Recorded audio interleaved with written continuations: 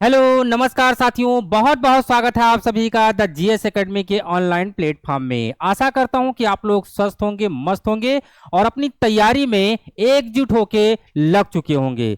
साथियों, NTPC 12th level का exam date आ चुका है, लेकिन एग्जाम डेट आने से कुछ नहीं होगा।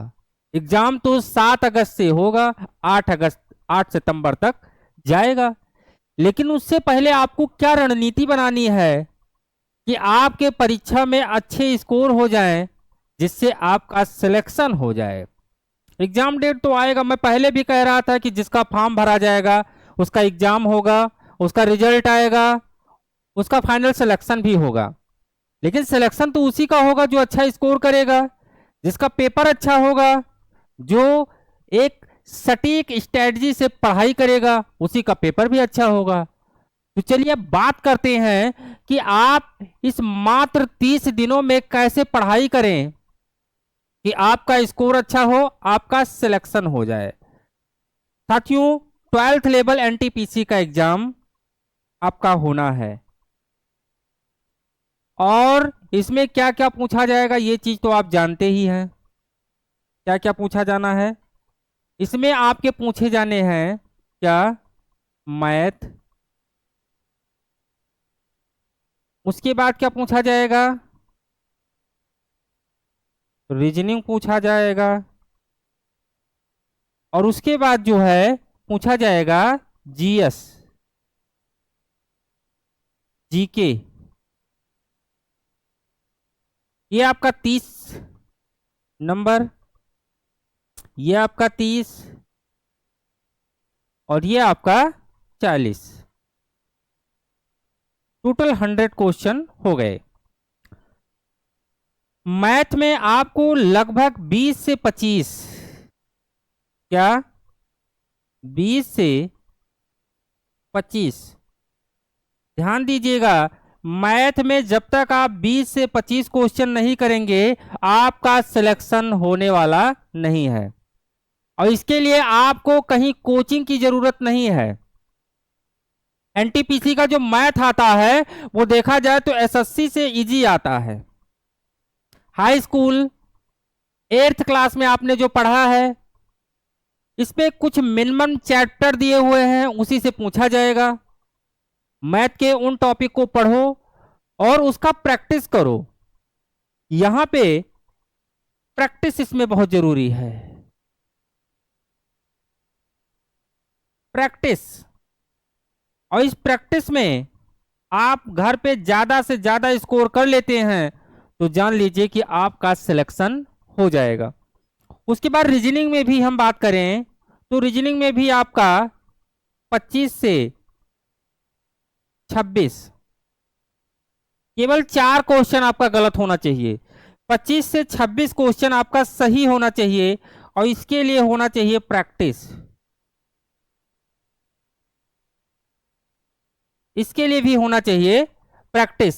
रीजनिंग में आप सिलेबस, किसी भी परीक्षा को तैयारी करने से पहले उसका सिलेबस आपके ओंठों पर होना चाहिए, आपके जुबान पे होना चाहिए, आपके बिल्कुल आंखों के सामने होना चाहिए। और जब तक सिलेबस आपके आंखों के सामने नहीं होगा, बिल्कुल आप मान लीजिए कि आप बिल्कुल मरे हुए हैं, आप किसी भी तैयारी को नहीं कर रहे हैं।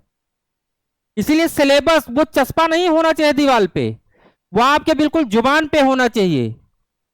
क्या पूछा जाएगा, चाहे रीजनिंग का टॉपिक हो, चाहे मैथ का टॉपिक हो, चाहे वो जीएस का टॉपिक हो, आपको बिल्कुल कंफर्म होना चाहिए कि हम किस टॉपिक की तैयारी कर रहे हैं और कौन सा टॉपिक पूछा जाना है।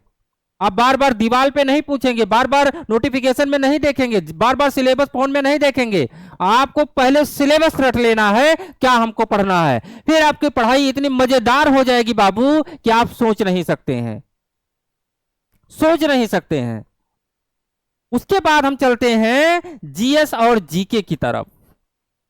जीएस और जीके की तरफ इसमें आपको क्या करना है, इसमें लगभग आपको करना है 25 क्वेश्चन।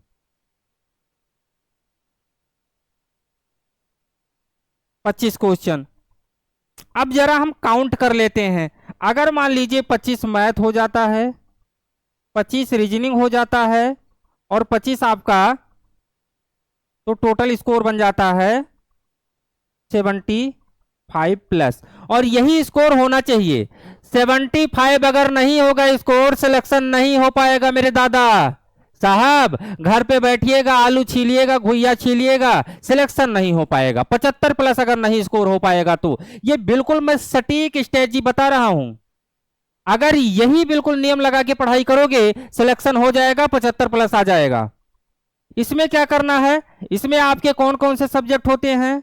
इसमें आपका पूछा जाएगा बाबू हिस्ट्री, इसमें आपको पूछा जाएगा जियोग्राफी, इसमें आपका पूछा जाएगा इकोनॉमिक्स, इसमें आपका पॉलिटी, इसमें आपका कंप्यूटर, और इसमें आपका जो मोस्ट इंपॉर्टेंट बताए थे साइंस का पूछा जाएगा। ये इतने टॉपिक से आपको कितना नंबर लाना है? 25 क्वेश्चन आपको करना है। 25 क्वेश्चन। ये साइंस वाला जो है ये बहुत इंपॉर्टेंट है, यही आपका सिलेक्शन करवाएगा। क्योंकि रेलवे जो है वो तकनीकी का काम होता है, तो साइंस से रिलेटेड क्वेश्चन बहुत अच्छा अच्छा पूछता है। एनटीपीसी में तो कम, लेकिन ग्रुप डी में तो बहुत ज्यादा अच्छा पूछता है। जबरदस्त क्वेश्चन, फिजिक्स का क्वेश्चन इंटर लेवल का बिल्कुल। और इंटर लेवल का कहे पूछेगा, हाई स्कूल जब पास परीक्षा हो रही है। तो अगर आपको 75 प्लस लाना है, हिस्ट्री आपको मेन टॉपिक पढ़ लेना है, ज्योग्राफी आपको मेन टॉपिक पढ़ लेना है, इकोनॉमिक्स भी, पॉलिटी भी, कंप्यूटर और साइंस। साइंस में आपका जो आपका क्या है, बायो है, फिजिक्स है, उसके बाद जो है केमिस्ट्री है। ये 3 टॉपिक बाबू पढ़ लीजिए, और इसी 3 टॉपिक से आपको मान लीजिए कि 10 क्वेश्चन मिल जाते हैं। तो ये 10 क्वेश्चन अगर कर लेते हैं मान लीजिए साइंस के, तो 10 नंबर तो आपका पक्का हो जाएगा ना। और 10 नंबर पक्का हो जाएगा तो ये सिलेक्शन कोई रोक नहीं पाएगा आपका। अभी मैं सीबीटी 1 की बात बता रहा हूं, CB2 की बात कर ही नहीं रहा हूं। जब CB2 पेपर हो जाएगा तो उसकी बात करूंगा। अभी ग्रेजुएशन लेवल CBT 1 का आंसर किया गया है, उसका मैं अगला वीडियो में बता दूंगा कि आप CB2 की किस स्ट्रेटजी के साथ पढ़ाई करें कि आपका सिलेक्शन हो जाए फाइनल। तो आपको मैथ, रीजनिंग कंटिन्यू इस पे कम से कम 2-2 घंटा देना है। 2 आवर इस पे और 2 आवर इस पे, 4 हो गया। और कम से कम ये जान लीजिए 45 मिनट, 40 मिनट, 40 मिनट, सब पे 40-40 मिनट हर सब्जेक्ट पे। तो देखा जाए 1 2 3 4 5 6 हैं, 6 चौक 24, लगभग 4 घंटा आपको रोज पढ़ना है। 4 आवर मतलब आपको 8 से, और उसके बाद 2 घंटा प्रैक्टिस,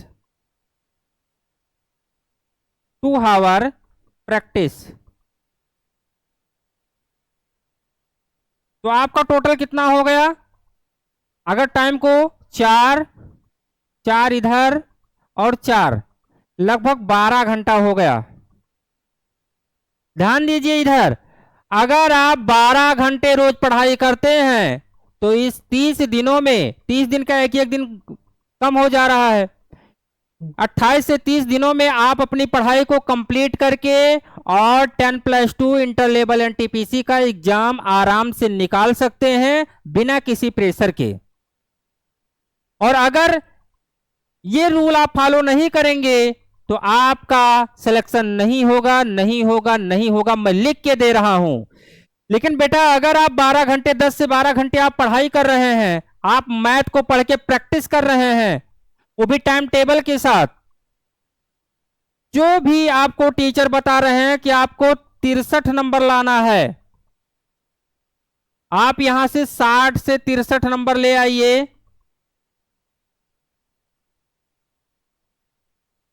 ये आपको गलत बता रहे हैं, इस पे आपका सिलेक्शन नहीं होने वाला है। नहीं होगा। आपका सिलेक्शन होगा 75 प्लस पे। किस पे? 75 प्लस पे आपका सिलेक्शन होगा। अगर 75 प्लस से नीचे आपका नंबर आता है, सिलेक्शन नहीं होगा बेटा। तो ये स्ट्रेटजी है कि आप इतने कम दिनों में इतना नंबर कैसे लाएं, जीएस को कैसे पढ़ें। और उसके बाद करंट अफेयर्स, ये तो आपको डेली पढ़ना है। करंट अफेयर्स ये आपको डेली पढ़ना है भैया।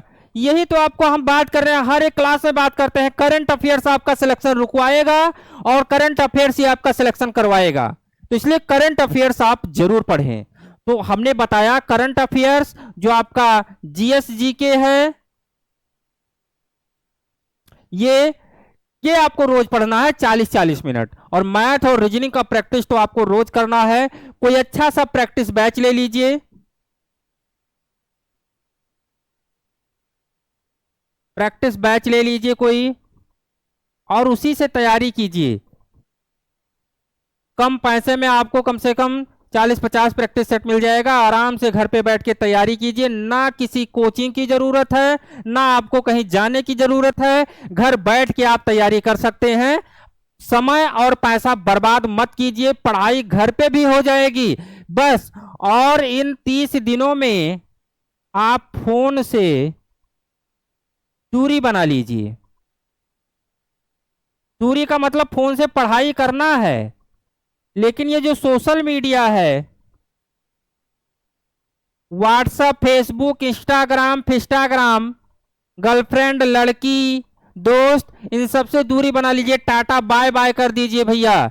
7 अगस्त से 8 सितंबर के बीच में भैया हम मिल नहीं पाएंगे, हम बात नहीं कर पाएंगे। फोन बंद कर दीजिए, नेट चला के आराम से पढ़ाई कीजिए, लेकिन इनसे कोई मतलब मत रखिए। अगर इस 2025 में आपको एनटीपीसी 12th लेवल का एग्जाम पास करना है तो, नहीं तो बेटा आपकी इच्छा। मिलते हैं आपको अगली क्लास में, तब तक के लिए धन्यवाद। पढ़ाई कीजिए, मन लगा के अपने माँ बाप के सपनों को पूरा कीजिए, क्योंकि वही दो इंसान आपके पीछे खड़े हुए हैं जो आपका नौकरी लगेगा तब भी साथ में रहेंगे और नहीं लगेगा तब भी साथ में रहेंगे, मुस्कुराते हुए साथ में लगेंगे। वो तो हमेशा कहते हैं बेटा मैं आपके साथ हूं, कुछ भी होगा। तो उनके लिए मर जाओ यार, ना सो 1 महीना 2 महीना। 1 महीना नहीं सोओगे तो चैन की नींद सोएंगे। उनकी कम से कम 10 साल एज बढ़ जाएगी। बुढ़ापे में भी वो बिल्कुल ठहाका मार के बिल्कुल हंसेंगे। चलो लग जाओ, समझे कि नहीं, और पास कर लो रेलवे का एग्जाम, नौकरी ले लो। ठीक है, मिलते हैं आपको अगले क्लास में, तब तक के लिए धन्यवाद।